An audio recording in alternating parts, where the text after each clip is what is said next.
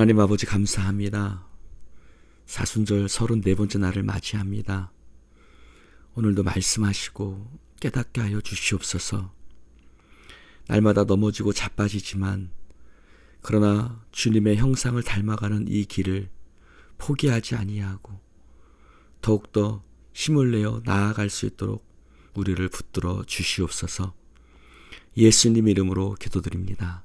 아멘. 할렐루야. 오늘은 사순절 34번째 날입니다. 우리가 함께 보는 필사 큐티 교재 일어나라 함께 가자 76페이지 함께 가자라는 제목의 말씀 함께 묵상하며 나누도록 하겠습니다. 오늘의 성경 말씀은 마태복음 26장 36절부터 39절 또 44절에서 45절 말씀입니다. 제가 봉독해 가겠습니다. 이에 예수께서 제자들과 함께 겟세마네라 하는 곳에 이르러 제자들에게 이르시되 내가 저기 가서 기도할 동안에 너희는 여기 앉아 있으라 하시고 베드로와 세베대의 두 아들을 데리고 가실새 고민하고 슬퍼하사 이에 말씀하시되 내 마음이 매우 고민하여 죽게 되었으니 너희는 여기 머물러 나와 함께 깨어 있으라 하시고 조금 나아가사 얼굴을 땅에 대시고 엎드려 기도하여 이르시되 내 아버지여 만일 할만하시거든 이 잔을 내게서 지나가게 하옵소서. 그러나 나의 원대로 마옵시고 아버지의 원대로 하옵소서 하시고 또 그들을 두시고 나아가 세 번째 같은 말씀으로 기도하신 후 이에 제자들에게 오사 이르시되 이제는 자고 쉬라. 보라 때가 가까이 왔으니 인자가 죄인의 손에 팔리느니라. 아멘.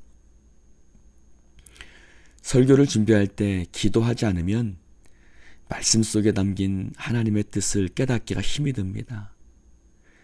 내가 기도할 때 말씀 속에 담긴 하나님의 음성을 들을 수 있고 하나님의 뜻을 온전히 증거할 수 있게 되는 것입니다. 우리는 기도함으로 하나님의 뜻을 깨달을 수 있습니다.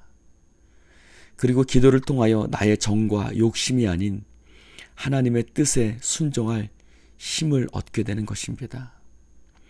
겟세마네 동산에서 예수님께서 하나님께 드린 기도가 바로 그런 기도였습니다. 첫 번째로 겟세마네 동산의 기도는 하나님의 뜻을 구하는 기도였습니다. 이 잔이 내게서 지나가게 하옵소서라는 그것은 육신의 연약함에서 나오는 자신의 뜻이었습니다. 그러나 하나님의 뜻은 이 잔을 마시지 않고는 지나갈 수 없는 것이었습니다.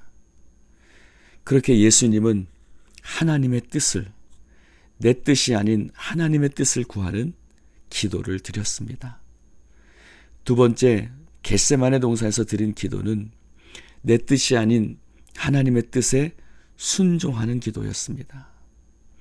예수님께서는 내 뜻대로 마옵시고 아버지의 뜻대로 하옵소서라고 기도하십니다. 하나님 아버지의 뜻이 내게서 지나갈 수 없는 것이라면, 이 잔을 마시지 않고는 지나갈 수 없는 것이라면 저는 아버지의 뜻에 순종하겠습니다라고 순종하는 기도를 드리셨습니다. 그러나 우리에겐 순종의 능력이 없지요. 그래서 누가복음에 보면 예수님의 기도는 힘쓰고 애써 더욱 간절히 드리는 기도였다고 말씀하고 있습니다. 땀이 땅에 떨어지는 핏방울 같이 된 그런 기도였습니다. 그렇습니다. 겟세마네 동산에서 드린 기도는 세 번째로 자신의 연약함을 뛰어넘어 하나님의 뜻에 순종할 수 있는 힘을 얻는 기도였습니다. 예수님께서 그렇게 간절히 기도하신 이유가 바로 거기에 있었습니다. 우리는 기도할 때 순종의 능력을 얻게 되는 것입니다.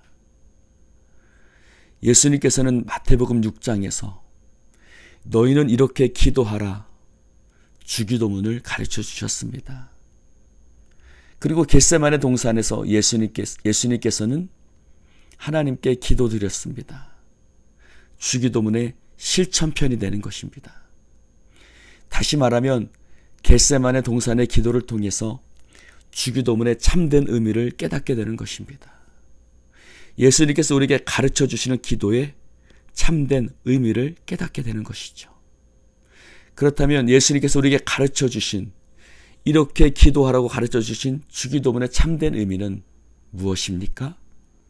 하나님의 뜻을 구하는 기도고, 그 뜻에 순종하는 기도며, 그 뜻에 순종할 능력을 얻는 기도가 되는 것입니다. 예수님께서는 겟세마네 동산에서 드린 기도를 통해서 하나님의 뜻에 순종하셨고 십자가를 지고 골고다 언덕으로 나아가셨습니다. 예수님께서는 제자들과 함께 겟세마네 동산으로 올라가셨습니다. 누가복음에 보면 그 거리는 돌 던질 만큼 아주 가까운 거리였습니다. 이렇게 예수님께서는 제자들에게 당신이 기도하는 모습을 보여주셨습니다. 그리고 제자들에게 함께라는 말씀을 여러 번 하신 것을 볼 수 있습니다. 38절에 보면 나와 함께 깨어있으라고 말씀하셨고, 40절에는 졸고 있는 제자들을 향해서 나와 함께 1시간도 깨어있을 수 없더냐고 말씀하셨습니다. 그리고 46절에서는 함께 가자라고 말씀하셨습니다. 예수님께서는 제자들을 당신이 계신 곳으로 초청하고 계십니다. 예수님께서 기도하심으로 십자가의 길을 걸어가셨던 것처럼 제자들도 기도함으로 하나님의 뜻을 깨닫고 자신의 정과 욕심을 십자가에 못 박고 주님이 하나님의 뜻을 향해 살아갔던 것처럼 우리도 주님의 뜻을 깨닫고 순종하며 살아가는 곳으로 우리를 초청하고 계신 것입니다. 우리는 기도를 통해서 자기를 버릴 수 있습니다. 예수님처럼 살아갈 수 있습니다. 기도 없이는 할 수 없습니다. 기도하지 않았던 제자들은 다 예수님을 버리고 도망갔습니다. 우리도 기도하지 않으면 하나님의 뜻에 순종하며 살아갈 수 없는 것입니다. 그러나 사도행전에서 제자들은 주님의 말씀에 순종했습니다. 순종하여 기도했습니다. 그들이 순종하여 기도할 때 하나님의 영광을 위해서 살아갈 수 있게 되었습니다. 사랑하는 성도 여러분, 우리는 기도를 통하여 예수님 가신 길을 걸어갈 수 있습니다.